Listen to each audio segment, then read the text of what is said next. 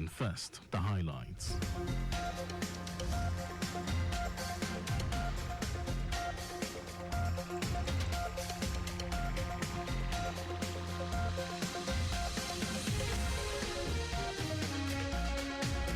Governor Sanwo-Olu opens new engagement channels as protest ends in Lagos. Federal government issues travel alert to Nigerians over UK violence. On the foreign scene, Bangladeshi Prime Minister resigns, flees country as protesters storm palace. And in sport, Nigeria's D Tigress to face United States of America in Olympic women's basketball quarterfinal. And now the details. I am Mike James.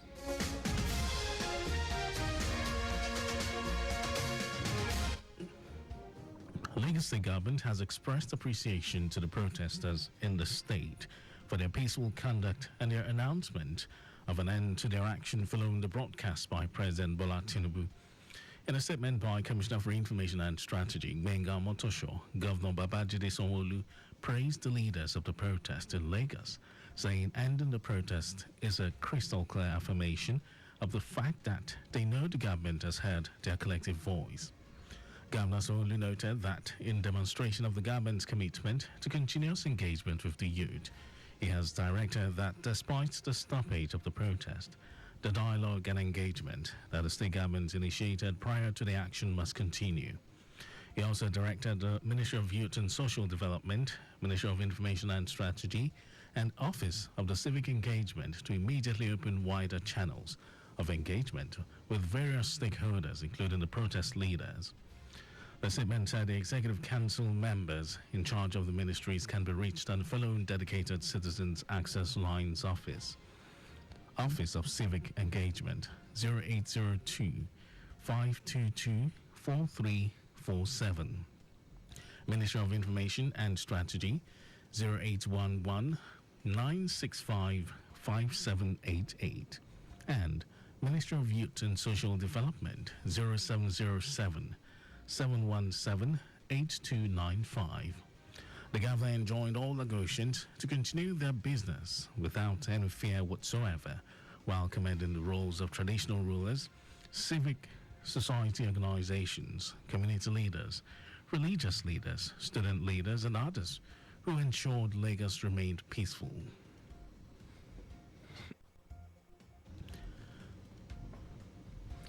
To prepare tomorrow's leaders for effective and efficient performance, Lagos State Ministry of Youth and Social Development has organized a capacity building workshop for the 5th Legislative Assembly of the Lagos State Youth Parliament. In a welcome address at the program, the Permanent Secretary, Ministry of Youth and Social Development, Toyin Oke Osoyintolu, said the workshop marks the beginning of a journey towards empowering the next generation of youth parliamentarians and leaders who will shape the future of the state and country. Oke Osoyintolu said the Lagos State Youth Parliament was established as a learning structure to create a robust representation of young people, allowing them to lend their voices and express their opinions on issues through a legislative platform.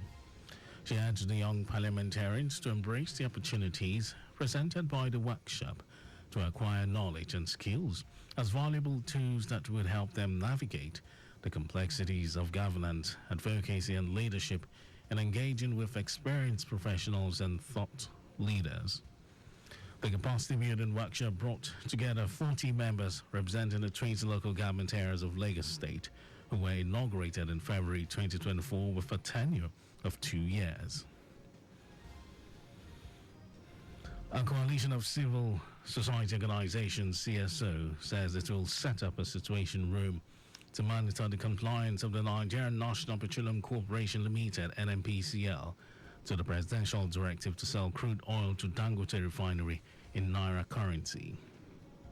Leaders of the 28 CSOs who were on facility tour of the 650,000 barrels per day world's largest single train refinery in Lagos said the disposition of the NNPCL and the regulatory agencies was a clear indication that deliberately held down the nation's refineries to continue importing petroleum products. President Bola Tinubu had in a web of controversies that trailed the face-off between Dangote Refinery and the NNPCL intervened and directed the corporation to sell crude to the refinery in Naira. Speaking on behalf of the CSO, Solomon Adudu, of the Rise Up for a United Nigeria, said his group saw a world-class facility and wondered how a regulatory agency of the government could take sides with importers of petroleum products when the local refinery is now available to bail the nation out of the forex quagmire, which has made the price of petroleum product to skyrocket. And now to the rest of the stories. The federal government has issued a travel alert to its citizens in the United Kingdom due to heightened violence and disorder following recent riots. The travel alert was signed by the spokesperson for the Ministry of Foreign Affairs, Ichi Abu. Violent protests erupted in towns and cities in Britain after 3 girls were killed and 10 people injured in a knife attack at a children's dance class in Southport in northwest England last Monday. Following this development, the government has advised citizens to avoid political processions, protests, rallies, and marches. The government also urged citizens to steer clear of crowded areas, large gatherings, and remain vigilant at all times.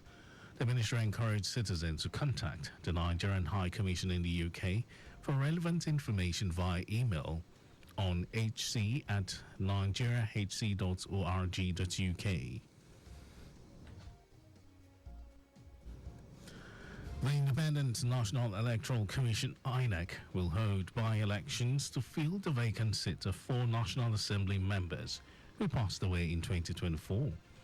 Since its inauguration in June 2023, the 10th Assembly has lost 4 members: Isa Dogoyaro, Ekene Adams, Musliuddin Akinremi, and Ifeanyi Uba. Given an update on the conduct of the by-elections, the Chief Press Secretary to INEC, Rotimi Oyikomi, said they would likely be held after the Edo and Ondo gubernatorial polls. The upcoming Edo and Ondo gubernatorial elections are slated for September 21 and November 16. And in some foreign news, Bangladeshi Prime Minister Sheikh Hasina has resigned and fled the country, and after anti-government protests in which hundreds of people have been killed. Reports say she and her sister have been taken by army helicopter to safety. Hasina's whereabouts are unclear, but she's thought to be heading to India.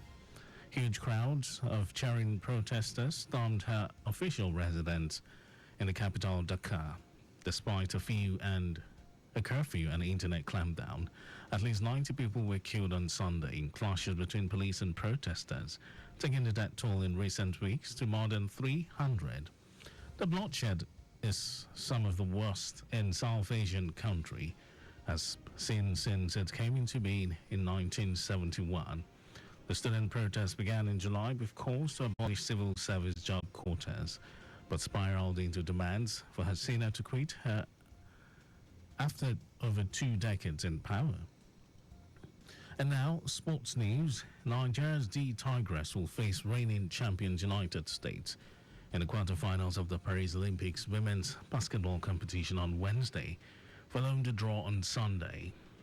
The Nigerians are the first African nation to ever reach the last 8 of an Olympic basketball tournament, men and women included.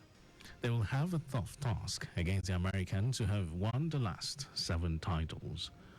Nigeria clinched its place by beating Canada 79-70 on Sunday, while the USA defeated Germany 87-68, thanks to 19 points from Jackie Young and 14 points from A.J. Wilson. That was our news at 12. But just before we go, slow down at road junctions, intersections, and pedestrian crossings. You can follow us and like all our various social media platforms: X, Traffic Radio 961, Facebook, Lagos Traffic Radio 96.1 FM, Instagram, Lagos Traffic Radio 961. Subscribe and watch our news and programs live on YouTube, Traffic Radio 961.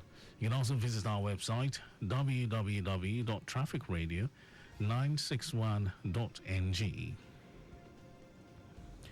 Did you know that the Sanwo-Olu administration trained 500 unemployed youths in soft skills and job interview program? Well, you can get more details on the Lagos State Government website. And to end the news, here are the highlights of the major stories. The Lagos State Government has expressed appreciation to the protesters in the state for their peaceful conduct and their announcement of an end to their action following the broadcast by President Bola Tinubu. The federal government has issued a travel alert to its citizens in the United Kingdom due to heightened violence and disorder following recent riots. We also told you that Bangladeshi Prime Minister Sheikh Hasina has resigned and fled the country after anti-government protests in which hundreds of people have been killed. And then in sports, Nigeria's D-Tigress will face reigning champions United States in the quarterfinals of the Paris Olympics women's basketball competition on Wednesday, following the draw on Sunday. And for contact with the newsroom, send a message to info@trafficradio961.ng. That ends the news broadcast compiled by Abiola Fagbalago. Thank you for listening, Lagos. My name is Mike James. Good afternoon.